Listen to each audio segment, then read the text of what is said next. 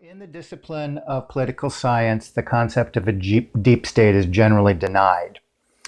And it's peculiar because in one of the heaviest of the political science disciplines, international relations and its school of realism, it was all but put on the table in 1933 by one of the fathers of the discipline, HJ Morgenthau, in an article entitled Bullets of Atomic Scientists, again, and that's 1933. And he briefly explains this concept of a deep state or security state, and he's basing it upon a description provided by Carl Schmitt.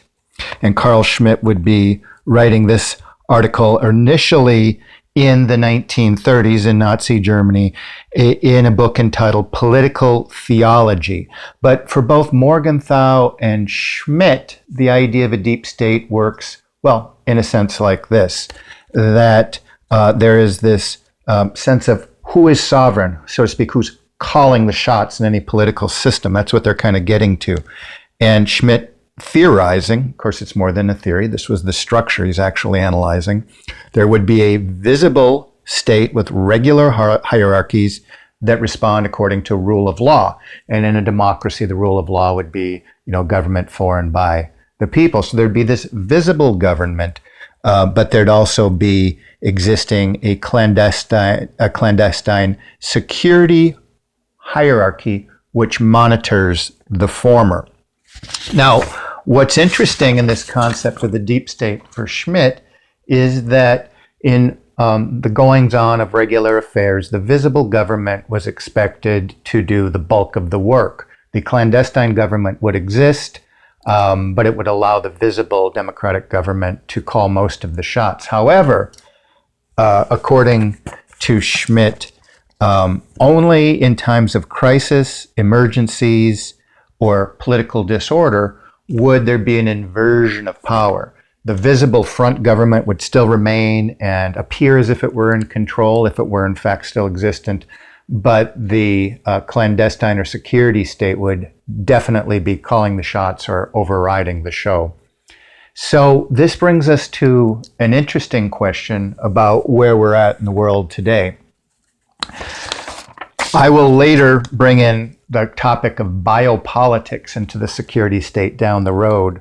But Giorgio Agamben, he's an Italian thinker, wrote a book in 1998 called Homer Sekar. And he speculated that the natural tendencies of all democracies was toward disorder and crisis, hence the forwarding of, he would sort of use an Italian equivalent of the deep state. So the nature of democracy will always move toward a security breakdown and ultimately a deep state running the shots. And in fact, Agamben would say, democracy then, therefore, by its very nature is totalitarian or tyrannical. It appears to be one way and it operates toward another direction. I want to leave you with a little quote. This is a little on the provocative side. This is Nafez Hamid, and he's going to say basically, similar to what Peter Dale Scott is alluding to all those years between the Warren Report and 9/11, is that the post 9/11 world, as they said, changed the world forever. But he said you could clearly see a demarcation where the security state is essentially calling the shots. And he would say, since 9/11, states have, with increasing impunity, bent, stretched, and broken the rule of law on the pretext of defending national security. The illegal invasion of Iraq, the politicalization and the fabrication of intelligence on weapons of mass destruction, the routine use of torture in Iraq, Afghanistan, and northwest Pakistan, the arbitrary labeling of ordinary citizens as terror suspects without evidence, and of course, that is where we're at. That everybody is essentially a suspect in this security state. So we are living in a time when regular citizens who are supposed to be making the law are in fact suspected by the very nature of being a citizen of subverting the law That is simply a system of social breakdown, however defined. So let me ask you this for today. Let's work on this concept here. When we think about this idea of continuation of government, a security state, obviously, if a country were attacked and Washington, for example, were bombed, it's a good idea that perhaps deep in some underground bunkers, there was a bureaucracy that was ready to take over and kind of run the show. This being true of any political system. So when we talked about Mike Lofgren and his anatomy of a deep state, we said, why is it that PBS could come out and interview this person and have their go-to people all sort of be matter-of-fact about, oh, of course there's a deep state.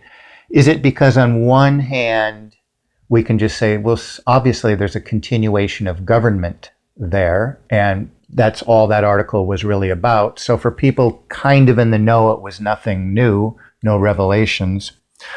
Or can we look now between these ideas I just suggested by Ahmed or Peter Dale Scott's work or McMurdy's work that we've briefly discussed so far, and think about this connection of everything from capitalism to crime? And can we think that there's more than just a continuation of government, that there's perhaps actors in place that are directing events with a certain purpose in mind? So at this point, given the material that we've discussed, I want you to kind of look at that, only speculating from the scholarly material that we had. Can we thus far see any direction besides the deep state being there to secure the visible system, number one, or to perhaps just enrich themselves or enhance their own security? So based upon what we've read so far, a little bit of speculation, I want to return time again to especially the current literature on the deep state. I hope so far that you've got a sense of just its weight. It's a weighty material. I'm going to introduce you to some of the best across the world, some of the best thinkers on this subject as we continue. And then again, over time, all the great scholarship over the centuries. So there's a lot there. But for now, let's kind of think about the material we've had, and we'll rein in wild speculation, but based upon what we've seen so far, does there appear to be a direction to the deep state? So until next time.